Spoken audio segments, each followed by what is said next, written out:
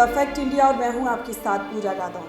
समय समय की बात है, राजनीति में कब किसका पलड़ा भारी हो जाए कहा नहीं जा सकता। कुछ सालों पहले राजस्थान में जहां कांग्रेस का दबदबा था, वहां अब भाजपा का दबदबा है। राजस्थान के लोकसभा चुनाव में 2009 से लेकर अब तक के वोट शेयर पर गौर करें तो पता चलता है कि राजस्थान में पहले कांग्रेस का वर्चस्व था। आधी से ज्यादा लोकसभा सीटों पर 50% से ज्यादा वोट शेयर कांग्रेस के समर्थन में थे। लेकिन साल 2014 और 2019 के चुनाव के समय पासा बिल्कुल पलट गया। भाजपा की वोट शेयर में भारी बढ़ोतरी देखी गई। साल 2009 के लोकसभा चुनाव में 14 लोकसभा सीटों पर कांग्रेस को 50% से ज्यादा वोट मिले थे, जबकि 2019 के लोकसभा के चुनाव में 24 में से 23 लोकसभा सीटों पर बीजेपी को 50% से ज्यादा वोट मिले। 12 लोकसभा सीटें तो ऐसी थी जहां पर भाजपा को 60% से भी ज्यादा वोट मिले थे।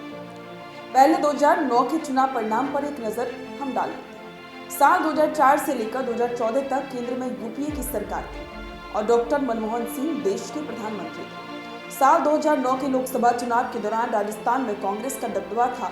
राजस्थान की 25 में से 20 लोकसभा सीटों पर कांग्रेस प्रत्याशियों ने जीत दर्ज की थी। बीजेपी को सिर्फ 4 सीटों पर जीत मिल पाई थी, जबकि एक सीट दौसा पर निर्दलीय डॉक्टर किरोड़ीलाल मीणा ने चुनाव जीता था।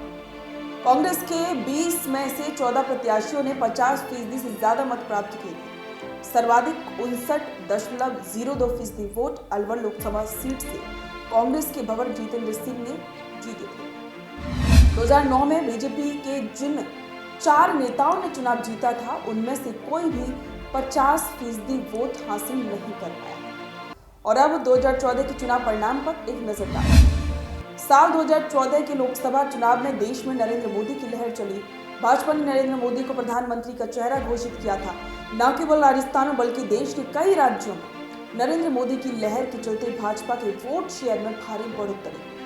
साल 2014 के लोकसभा चुनाव में नरेंद्र मोदी की ऐसी सुनामी चली कि कांग्रेस के सभी दिग्गज नेता धाराशायी हो गए।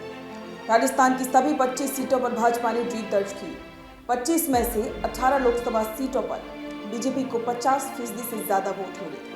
और अब 2019 के चुनाव परिणाम को ही हम देख लेते हैं। साल 2019 के लोकसभा चुनाव में भी पीएम नरेंद्र मोदी की लहर का प्रभाव रहा। राजस्थान में लगातार दूसरी और सभी 25 लोकसभा सीटों पर भाजपा ने जीत हासिल की। नागौर लोकसभा सीट बीजेपी ने आरएलपी के लिए छोड़ दी थी। यहां से हनुमान बेनीवाल सांसद बने थे। बाकी 24 सीटों पर बीजेपी के प्रत्याशियों ने जीत हासिल की थी। 24 में से 23 लोकसभा सीटों पर बीजेपी के प्रत्याशियों ने 50% से ज्यादा वोट हासिल किए थे। और 12 लोकसभा सीटों पर तो बीजेपी के प्रत्याशियों ने 60% से ज्यादा वोट हासिल करते हुए जीत दर्ज की थी। अब इस बार कई सीटों पर रोचक मुकाबला होने की संभावना जताई जा रही है। 2024 के लोकसभा चुनाव में बीजेपी का दावा है कि वे एक बार फिर से 25 सीटों पर जीत दर्ज करेगी।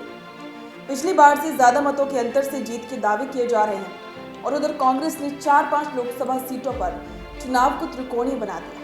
सीकर, नागौर और बांसवाड़ा सीट पर कांग्रेस ने अन्य दलों से गठबंधन किया है, जबकि बाड़मेर से दमदार प्रत्याशी को चुनाव मैदान में उतारा है। हालांकि बांसवाड़ा सीट पर अभी स्थिति स्पष्ट नहीं है, क्योंकि बीजेपी ने साफ कह दिया है कि वो अकेले ही चुनाव लड़ेगी। हालांकि कांग्रेस का यह कहना है कि उनका समर्थन अपने प्रत्याशी के साथ ना होकर बीएपी के प्रत्याशी के साथ है। कांग्रेस को ये उम्मीद है कि इस बार वे 8 से 10 सीटों पर जीत दर्ज करेंगे। चुनाव परिणाम किसके पक्ष में जाएगा, इसका खुलासा 4 जून को हो ही जाएगा। इस बार आपके विचार हमारे साथ साझा करें और बने रहें द फैक्ट इंडिया के साथ।